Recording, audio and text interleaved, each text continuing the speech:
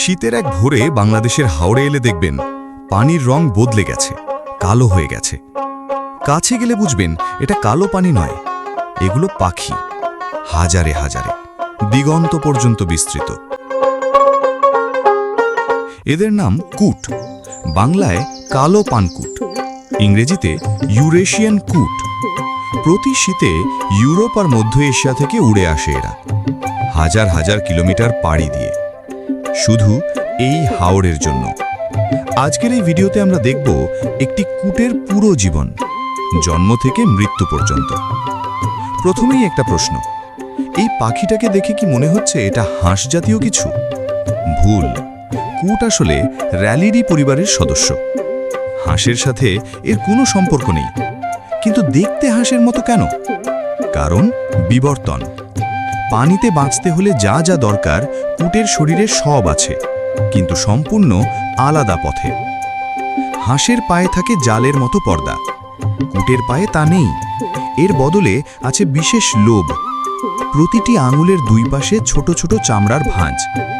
পানিতে আঘাত করার সময় এগুলো খুলে যায়, পা সামনে আনার সময় ভাঁজ হয়ে যায়। এই কারণে কুট পানিতেও সাঁতরায়, ডাঙায়ও হাঁপে, দুটোই স্বাভাবিকভাবে।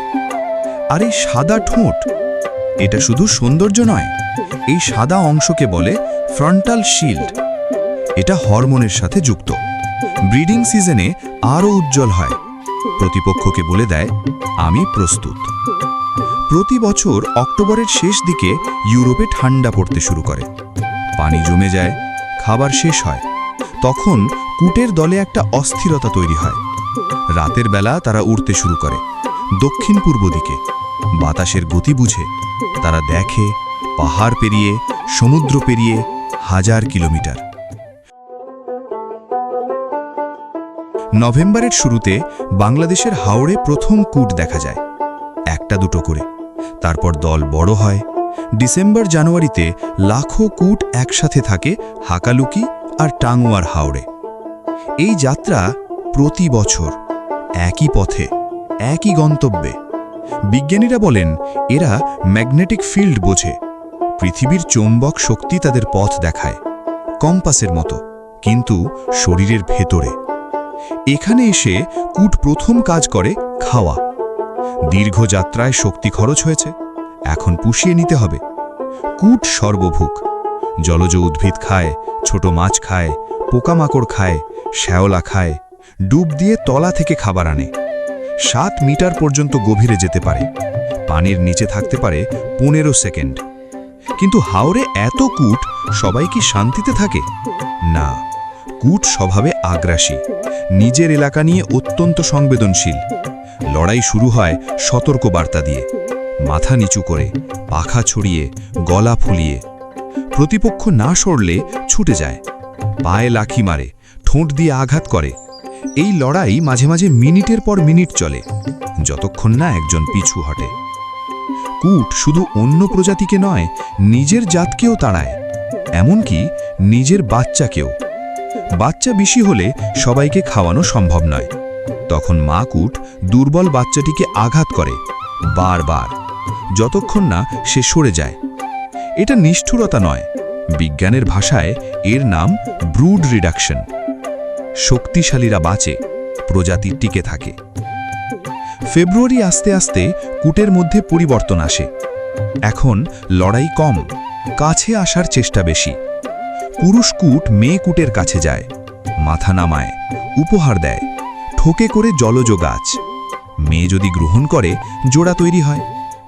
এরপর শুরু হয় বাসা তৈরি, দুজনে মিলে।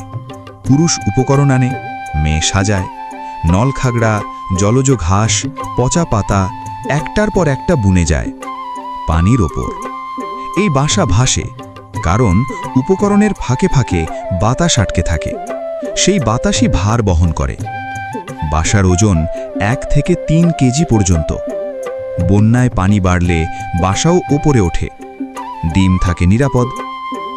বাসা তৈরির 3 থেকে 5 দিনের মধ্যে মেয়ে কুট ডিম দেয়, একবারে 6 থেকে 9টি।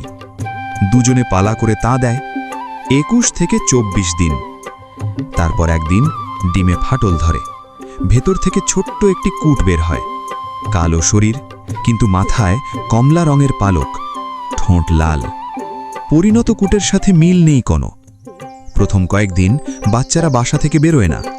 মা আর বাবা খাবার এনে দেয়। 2 সপ্তাহ পর থেকে নিজেরা খুঁজতে শেখে। 3 থেকে 4 সপ্তাহে বাচ্চারা নিজেরাই ডুব দিতে শেখে। 8 সপ্তাহে উড়তে পারে। এই সময়ের মধ্যে বিপদও আসে। বাজ পাখি, শিয়াল, বড় মাছ, সব বাচ্চা বাঁচে না। সাধারণত 6 থেকে 9টির মধ্যে 2 থেকে 4টি বেঁচে থাকে। 3 থেকে 4 মাস পর বাচ্চারা স্বাধীন। পরের বছর তারা নিজেরাই জোড়া বাঁধবে, নিজেরাই বাসা বানাবে। এই চক্র চলতে থাকে এবং চলছে লক্ষ লক্ষ বছর ধরে। কুট পাখি এখন চাপে আছে। হাওরের পানি কমছে, জলজ উদ্ভিদ কমছে, মানুষের উপস্থিতি বাড়ছে। জলবায়ু পরিবর্তনের কারণে শীতের সময়কাল কমছে। অনেক কুট সময় মতো আসতে পারছে না। তবুও কুট এখনো টিকে আছে, কারণ এরা অভিযোজনে পারদর্শী।